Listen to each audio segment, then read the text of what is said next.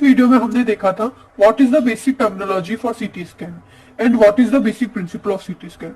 हमने देखा था कि सीटी स्कैन के बेसिक प्रिंसिपल में 5 स्टेजेस इन्वॉल्व है। Scanning phase and data acquisition system, pre processing of raw data, image reconstruction, linear attenuation coefficient of each pixel is converted into CT number or Hounsfield unit, display and recording। तो अब हम इन पांचों stages को explore करेंगे। The first one is scanning phase and data acquisition system. तो इसके अंदर क्या है कि स्कैनिंग फेज मतलब हम उसको स्कैन कैसे कर रहे हैं, और डाटा एक्विजिशन सिस्टम मतलब डाटा को एक्वायर करने के लिए जो सिस्टम हम यूज कर रहे हैं। डाटा एक्वायर मतलब डाटा को लेने के लिए, ठीक है। A X-ray tube emitting a fan beam from a small focus is coupled to a radiation detector। यानी एक एक्सरे बीम, एक्सरे ट्यूब जिसमें से एक फैन बीम निकलेगी, फैन बीम जिसका डायरेक्शन, जिसका जो डायमीटर होता है वो ज्यादा होता है, ठीक है, उसे बोलते हैं फैन बीम। तो एक एक्सरे ट्यूब फैन बीम को इमिट करेगी किससे, एक छोटे स्मॉल फोकस से जो कि रेडिएशन डिटेक्टर के साथ कपल्ड यानी जुड़ा हुआ रहेगा। यानी ये देखिए फ्रेंड्स कि ये एक्सरे ट्यूब है और ये डिटेक्टर्स है, ठीक है। ये फैन बीम निकल रही है इस टाइप से, तो ये एक दूसरे के साथ कपल्ड है। जैसे जैसे एक्सरे ट्यूब घूमेगा वैसे वैसे ही डिटेक्टर भी घूमेगा। This two are moved together on a carriage, यानी एक कैरेज पे, एक पहिए जैसी चीज पे ये दोनों एक साथ मूव करेंगे। So that a plane of image is scan, जिससे कि एक प्लेन जो है इमेज का वो स्कैन हो सके। यानी ये पेशेंट है, ये फैन बीम निकल रही है, ये एक्सरे ट्यूब जो है डिटेक्टर्स के साथ कपल्ड है और ये एक साथ मूव करते हैं जिससे कि एक प्लेन जो है वो स्कैन हो सके, ठीक है। तो ये डायग्राम है scanning principle of computed tomography. जो second one is pre processing of raw data. Raw data जैसे कि मैंने आपको पहले भी बताया था, रॉ डाटा मतलब जिसको जो कच्चा डाटा होता है जो हमने एक बार स्कैन कर लिया है, अब उसको रिकंस्ट्रक्ट करना है। जैसे कि मैंने बताया था कि सीटी स्कैन में एक्सियल प्लेन में इमेज ली जाती है और उसको सैजाइटल कॉर्नर में रिकंस्ट्रक्ट किया जाता है। तो रॉ डाटा मतलब कच्चा डाटा, उसकी प्री प्रोसेसिंग क्या होनी चाहिए।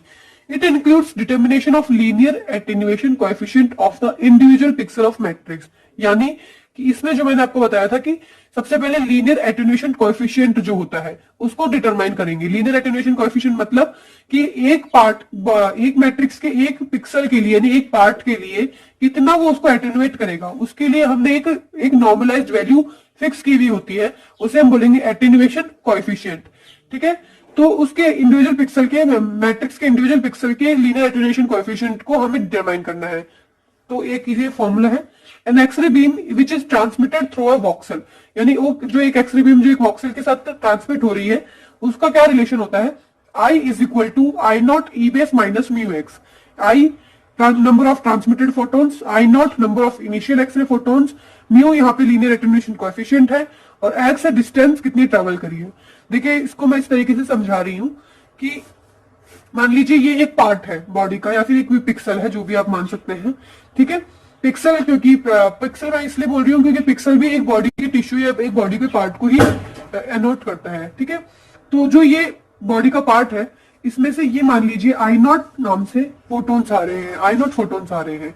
ये इतनी ट्रेवल करके, मानो इन्होंने एक्स ट्रेवल की है, तो यहां तक पहुंचने के बाद में यहां पर इसमें जो नंबर ऑफ फोटोन्स हो जाते हैं वो आई रह जाते हैं, क्योंकि यहाँ पे एटेन्यूएशन होता है। क्यों रह जाता है, क्योंकि यहाँ पे एटेन्यूएशन होगा। एटेन्यूएशन मतलब या तो कुछ एब्जॉर्ब हो जाएंगे और कुछ यहाँ से स्कैटर्ड हो जाएंगे, इसलिए एटेन्यूएशन के बाद में आई नॉट में से आई नहीं है, आई ही रह गए। तो अगर इस आई को कैलकुलेट करें तो ये आई इस फॉर्मूला से कैलकुलेट किया जाएगा, I is equal to I not e base minus mu x. यानी पहले जितने थे और उसको ई बेस माइनस यानी लॉग करके, म्यू मतलब जो एटेन्यूएशन कोएफिशिएंट है इसका, मतलब कितना एटेन्यूएशन हो सकता है, एक्स यानी इन्होंने जितनी डिस्टेंस ट्रेवल करी है, ये डिस्टेंस इसने ट्रेवल करी है, ठीक है। तो ये इस तरीके से होता है pre processing of raw data. हमने देख लिया कि आगे कितने फोटोन्स पहुंचे हैं।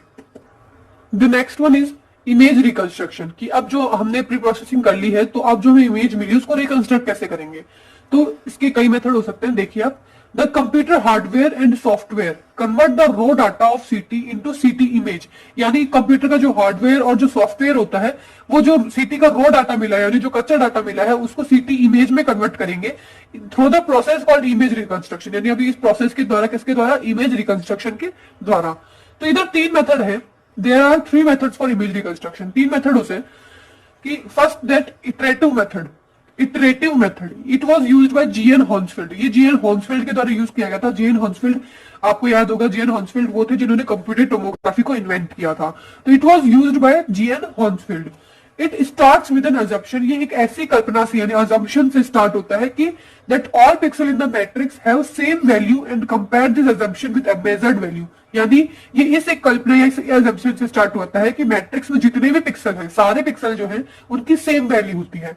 ये ऐसा अज्यूम किया गया है कि मैट्रिक्स के सारे पिक्सल्स में, यानी एक पार्ट की अगर हम स्कैनिंग करते हैं तो वो मैट्रिक्स में आएगी, तो इस मैट्रिक्स के जो भी पिक्सल्स होते हैं उनमें सबकी सेम वैल्यू होती है। एंड कंपेयर दिस अजम्पशन, यानी अब इस अजम्पशन को जितनी हमने वैल्यू कंपेयर करी है अजम्पशन से, मानो हमने एक अजम्पशन से माना है कि सबकी एक है, ठीक है, value with measured value. Measured value यानी जो एक्यूरेट मेजर की गई है उसमें मान लो उसकी है 0.8, तो उसके साथ कंपेयर करेंगे and then repeat the process in series, और इस प्रोसेस को बार बार सीरीज में रिपीट करते जाएंगे जब तक अज्यूम और मेजर्ड वैल्यू जो है वो सेम नहीं आ जाएगी या फिर एक्सेप्टेबल लिमिट्स में नहीं आ जाएगी। यानी कि वो या तो 1.8 हो जाएगी या 0.8 जो मेजर कर रहे हैं वो 1 हो जाएगी, या फिर एक एक्सेप्टेबल रेंज यानी 0.9 में आ जाएगी। तो इसको तब तक हमें सीरीज वाइज उसको रिपीट करना पड़ा था। तो ये होता था इटरेटिव मेथड। तो इसके डिसएडवांटेज क्या थे कि सबसे पहले तो स्लो होता था क्योंकि हमें बार बार उसको रिपीट करना पड़ रहा है अज्यूम वैल्यू और मेजर्ड वैल्यू को, तो इसलिए स्लो मेथड होता था। दूसरा, this method gives imprecise value due to rounding off errors, कि ये एक इम्प्रिसाइज वैल्यू देता था, सही वैल्यू नहीं दे पाता था। क्यों? क्योंकि इसका अजम्पशन ही गलत था कि हर मैट्रिक्स की जो पिक्सल्स होते हैं उनकी सेम वैल्यू होती है, हर मैट्रिक्स की पिक्सल की सेम वैल्यू नहीं हो सकती, तो इसलिए ये इम्प्रिसाइज वैल्यू बताता था। The next one is back projection method, यानी हम ये मेथड किसके देख रहे हैं, इमेज रिकंस्ट्रक्शन की देख रहे हैं। पहले हमने देखा था इटरेटिव मेथड और अब देख रहे हैं back projection method. Iterative method use नहीं करते क्योंकि ये इम्प्रिसाइज वैल्यू दे रहा था, तो अब हम यूज करते हैं बैक प्रोजेक्शन मेथड। इस मेथड में क्या होता था कि the projections are back projected to produce an image of object, यानी कोई भी जो इमेज है, ऑब्जेक्ट है, उसमें बैक प्रोजेक्शन करके हमें नई इमेज बनानी होती है, ठीक है, which is borrowed from trigonometry, यानी ट्रिग्नोमेट्री की बेसिस पे x, y and z plane पे।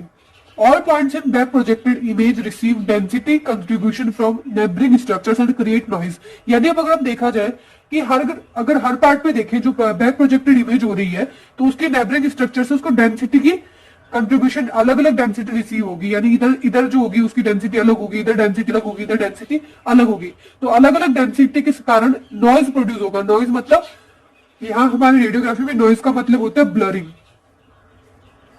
यानी इमेज ब्लरिंग प्रोड्यूस होगी। क्यों? क्योंकि डेंसिटी चेंजेस के कारण ब्लरिंग हो रही है। Hence the image quality is poor, क्योंकि ब्लरिंग है तो इमेज क्वालिटी बहुत ज्यादा पुअर है। और larger number of projections are required to improve image quality, यानी अगर हम चाहें कि इमेज क्वालिटी बेटर हो जाए तो हमें बहुत सारे प्रोजेक्शंस करने पड़ेंगे।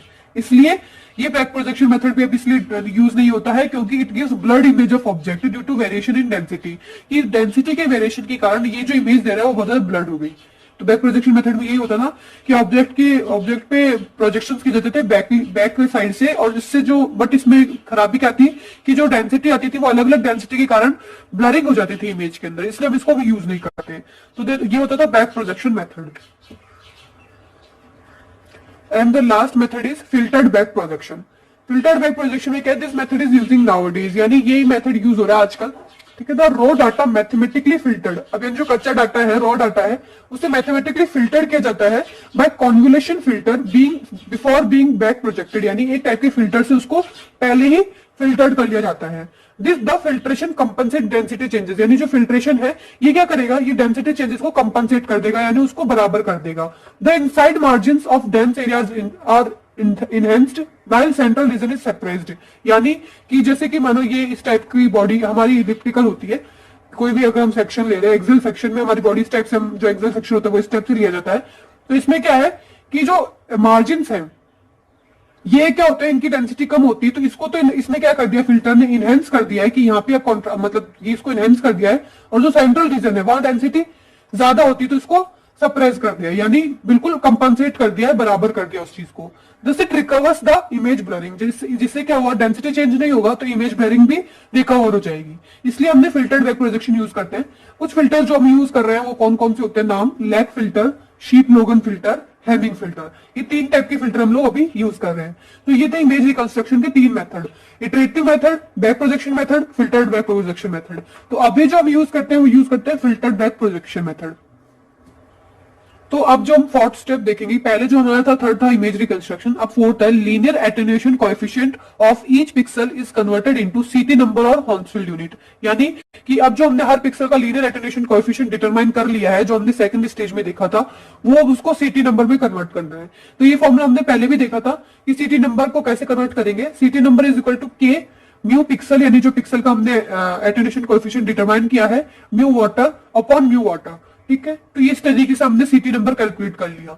ठीक है, हर CT numbers are calculated by comparing linear attenuation coefficient of each pixel to the linear attenuation coefficient of water. तो इस तरीके से हमने हर पिक्सल का सीटी नंबर ले लिया, जिससे कि हमें सीटी इमेज बनेगी, इस सीटी नंबर से सीटी इमेज डिस्प्ले होती है। नेक्स्ट है डिस्प्ले एंड रिकॉर्डिंग, कि अब जो सीटी इमेज हमने ली है, सीटी नंबर को देखते हुए हमने जो सीटी इमेज ले ली है, उसको डिस्प्ले कैसे करेंगे। तो digital imaging is based on matrix size. Matrix size पे बेस्ड होती है डिजिटल इमेज, कि जैसे पहले ही बताया था कि जो 2 डायमेंशनल एरे होता है उसके ऊपर बेस्ड होती है। तो ये इसका फॉर्मूला होता है matrix size equal to FOV upon pixel size. FOV क्या होता है, फील्ड ऑफ व्यू, और pixel size upon pixel size. तो इसके ऊपर डिस्क्राइब होती है matrix size. And the final digital image is displayed on monitor and recorded on film, कि जो डिजिटल इमेज आ गई इन सब चीजों से, ये मेथड्स जो हमने देखे हैं उसको फाइनली डिस्प्लेड कर दिया जाता है मॉनिटर के ऊपर और रिकॉर्ड कर दिया जाता है एक फिल्म के ऊपर। तो ये थे हमारे पांचों मेथड्स, पांचों स्टेजेस थी। ठीक है, द फर्स्ट वन इज कि स्कैनिंग फेज, यानी कैसे उसको स्कैन किया गया है। दूसरा जो था वो लीनियर एटेन्यूएशन कोएफिशिएंट को डिटरमाइन किया था हमने pre processing of raw data में। Third one is image reconstruction, जिसमें हमने तीनों मेथड देखे थे, इटरेटिव बैक प्रोजेक्शन और फिल्टर बैक प्रोजेक्शन। और फोर्थ था कि जो लीनियर एटेन्यूएशन कोएफिशिएंट उसको सीटी नंबर में चेंज कर दिया था हमने। एंड जो फिफ्थ वन था वो डिस्प्ले एंड रिकॉर्डिंग। सो ये हमारा basic principle of CT scan complete होता है।